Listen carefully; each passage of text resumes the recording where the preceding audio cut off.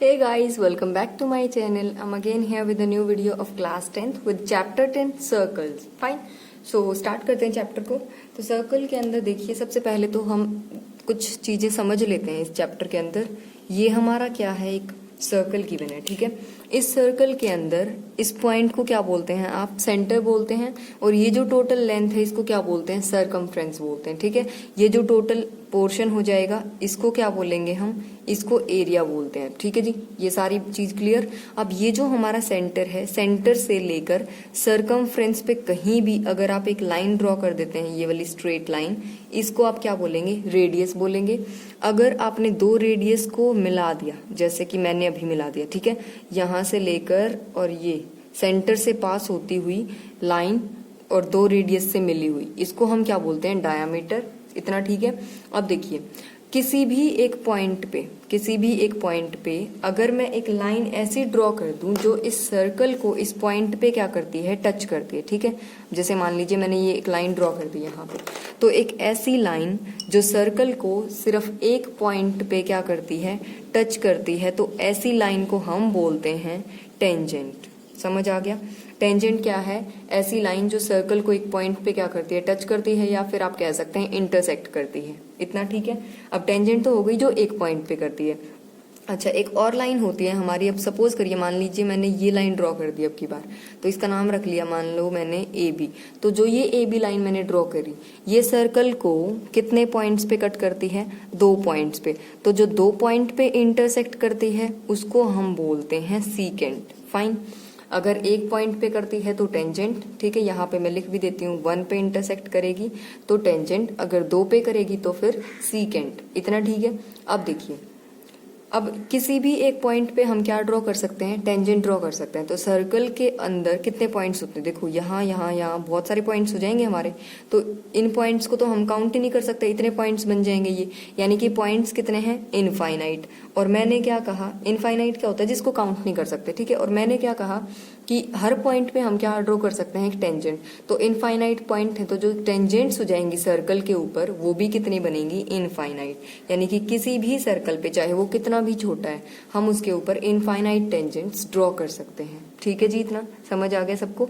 अब एक और चीज ध्यान रखिए कि जो ये टेंजेंट है हमारी, जो सर्कल को एक पॉइंट पे टच करती है, ये जो पॉइंट है जिसपे ये टच करती है या कट करती है, इस पॉइंट को हम बोलते हैं क्या, पॉइंट ऑफ कॉन्टेक्ट. क्योंकि कांटेक्ट बन रहा है ना इस पॉइंट से इसका सर्कल के साथ, इसलिए इसको क्या बोलेंगे, पॉइंट ऑफ कांटेक्ट. ठीक है जी. ये कुछ छोटी मोटी डेफिनेशंस थी जो आपको थोड़ा सा अपने माइंड में ध्यान रखनी है, ठीक है. तो अब हम स्टार्ट करते हैं अपने एक्सरसाइज 10.1. तो एक्सरसाइज 10.1 कहता है, question number 1, how many tangents can a circle have, कि एक सर्कल के अंदर कितनी टेंजेंट्स हो सकते हैं, कितनी आप ड्रॉ कर सकते हैं.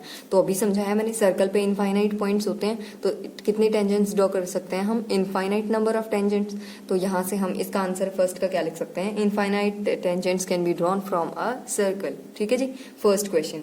नेक्स्ट देखते हैं. अच्छा, एक चीज और बता दूं मैं आपको, एक्सरसाइज 10.1 में जो भी क्वेश्चंस हैं वो सिर्फ 1 मार्क वाले क्वेश्चंस हैं. आपके पेपर में यहाँ से सिर्फ 1 नंबर का क्वेश्चन बन सकता है. नेक्स्ट देखते हैं, क्वेश्चन नंबर 2 में फिल इन द ब्लैंक्स दे रखे हैं हमारे. तो मैं आपको बुक में ही दिखा देती हूँ. देखो, ये कहता है क्वेश्चन नंबर 2 का फर्स्ट पार्ट देख रहे हैं हम. तो देखिए, सेकेंड की स्टेटमेंट देख लेते हैं. यहाँ पे इसने कहा फर्स्ट पार्ट के अंदर,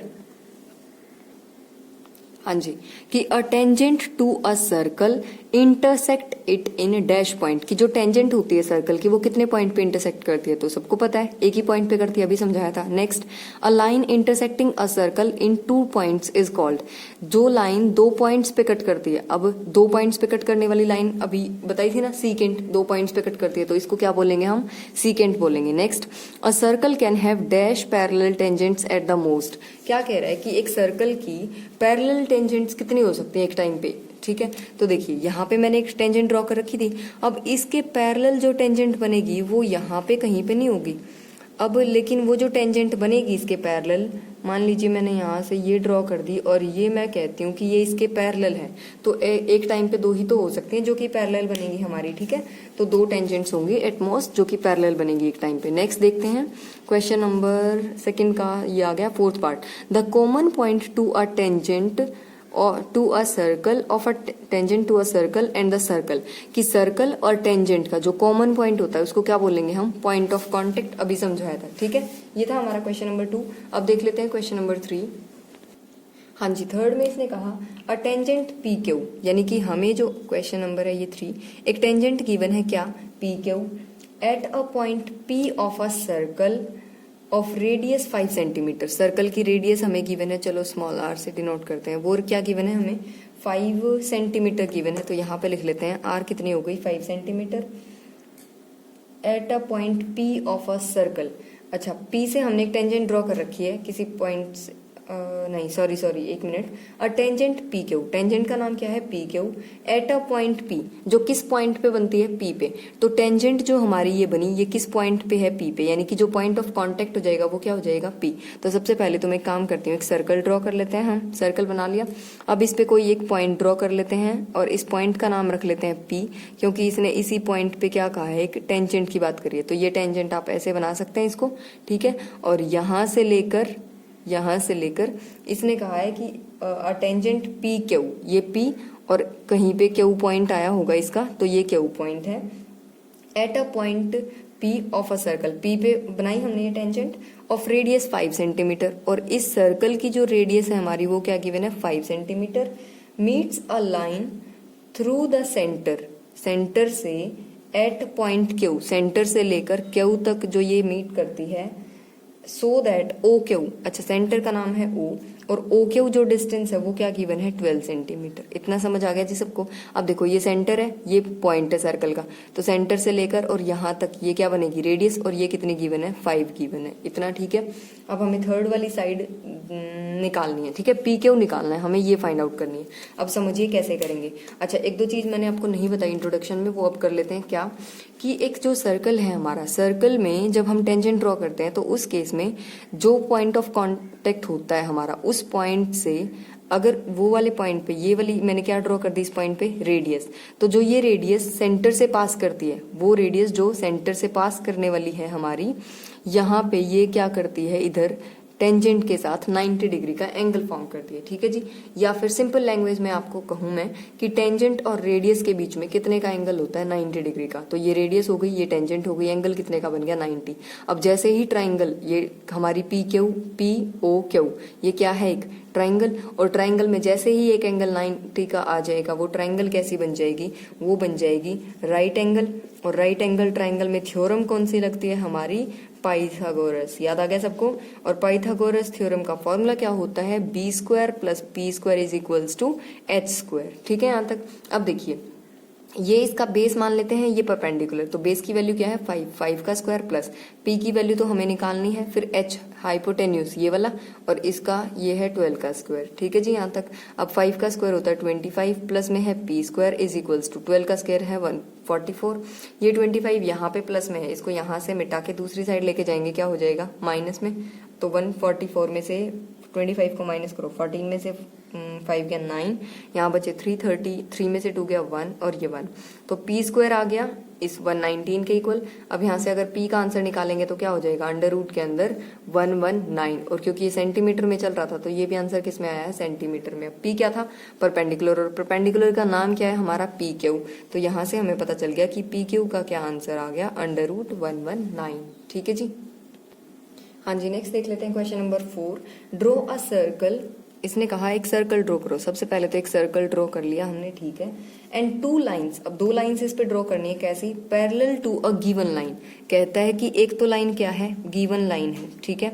इसके हमने क्या ड्रॉ करना है, 2 लाइंस जो कि कैसी हैं, जो कि पैरेलल है, ठीक है। अब आगे इसने कहा सच दैट वन इज टेंजेंट। अब इन दोनों में से एक तो क्या है, टेंजेंट है, एंड नेक्स्ट पढ़ते हैं, and the other a secant of the circle, और दूसरी क्या है, सीकेंट। अब क्वेश्चन समझे आप, क्या करना है आपको, ये सर्कल गिवन है, एक लाइन होनी चाहिए आपके पास, कैसी, गिवन। तो सपोज करके चल पड़ते हैं कि ये ए बी हमारी क्या है, गिवन लाइन है, ठीक है। फिर इसने कहा कि इसके आपको क्या करना है, 1 मिनट, ड्रॉ अ सर्कल, ठीक है। 2 lines parallel to a given line, इसके पैरेलल में 2 लाइन ड्रॉ करनी है such that one is a tangent and the other secant of the circle. अब जो दो लाइन आप इसके पैरेलल ड्रॉ करेंगे उनमें से एक तो होनी चाहिए आपकी टेंजेंट और एक बननी चाहिए सीकेंट। इतनी बात समझ आ गई सबको? तो टेंजेंट का क्या मतलब होता है? जो सर्कल को टच करती है किसी पॉइंट पे, ठीक है। तो देखिए कैसे ड्रॉ करेंगे हम इसको। एक काम कर लेते हैं हम, देखिए सेंटर सपोज कर लेते हैं ये वाला, ठीक है। ये हमारी लाइन है गिवन। अब हमें जो टेंजेंट बनानी है वो इस सर्कल को कहीं पे टच करेगी, सीकेंट क्या होगी जो इसके बीच में से कहीं से पास करके जाएगी, ठीक है। तो हम ड्रॉ कहाँ पे करें, किस पॉइंट पे करें, ये कैसे पता चलेगा? तो उसके लिए देखो हमें क्या करना पड़ेगा। यहाँ से काम करते हैं, इस पॉइंट से इस लाइन पे एक परपेंडिकुलर ड्रॉ कर लेते हैं हम, ठीक है। अब पॉइंट से लाइन पे परपेंडिकुलर कैसे बनता है आपका? आपको कंपास लेना है, ठीक है। आप कंपास से क्या करेंगे, ये इतनी डिस्टेंस मेजर करेंगे, कितनी है ये डिस्टेंस आप मेजर कर लेंगे। इसको क्या करेंगे फिर, ये जो डिस्टेंस आई थोड़ा सा एक्स्ट्रा ओपन करेंगे, ठीक है। कंपास को ओपन करके यहाँ पे रख के, सेंटर पे रख के यहाँ पे, और यहाँ से आर्क लगाएंगे। सेम यहीं पे रख के इधर आर्क लगाएंगे। तो मान लीजिए आपकी ये दो आर्क आ गई आपके पास, एक तो ये वाली और एक ये वाली, ठीक है। यहाँ से आपने ये दो आर्क ड्रॉ कर दी। अब ये जो दो आर्क आई, इन दोनों आर्क से यहाँ पे और एक यहाँ पे, एक बार यहाँ पे कंपास रखा, ऊपर की तरफ मार्क किया तो ये मार्क आ गया मान लीजिए। एक बार यहाँ पे रखा और फिर ऐसे मार्क किया तो यहाँ से ये मार्क आ गया सपोज कीजिए। तो आप क्या करेंगे, इस पॉइंट को जो ये कट करता है और सेंटर को ज्वाइन कर लेंगे। ये हमने क्या ड्रॉ कर दिया, इस सेंटर से इस लाइन पे परपेंडिकुलर ड्रॉ कर दिया। यहाँ तक ठीक है बात ये। अब देखिए अब क्या करना है आपको, सर्कल को ये जिस पॉइंट पे कट करेगी उस पॉइंट पे आप क्या बनाएंगे जी, टेंजेंट बनाएंगे। तो टेंजेंट कैसे बन जाएगी आपकी उस पॉइंट पे, आप सिंपल एक स्केल रखेंगे और एक लाइन ड्रॉ कर देंगे उस पॉइंट से पास होती हुई। तो ये हमने क्या ड्रॉ कर दी, ये हमने एक टेंजेंट ड्रॉ कर दी जो हमारी इस लाइन के क्या है, पैरेलल है, ठीक है। तो यहाँ से ये लाइन आ गई हमारे इसके पैरेलल। अब ये पैरेलल नेक्स्ट देखते हैं फिर। अच्छा एक और ड्रॉ करनी थी ना हमें, दो पैरेलल लाइन ड्रॉ करनी थी, एक तो कर चुके जो कि क्या बन गई हमारी टेंजेंट आ गई। नेक्स्ट जो हम ड्रॉ करेंगे वो क्या बनेगी हमारी, सीकेंट होनी चाहिए।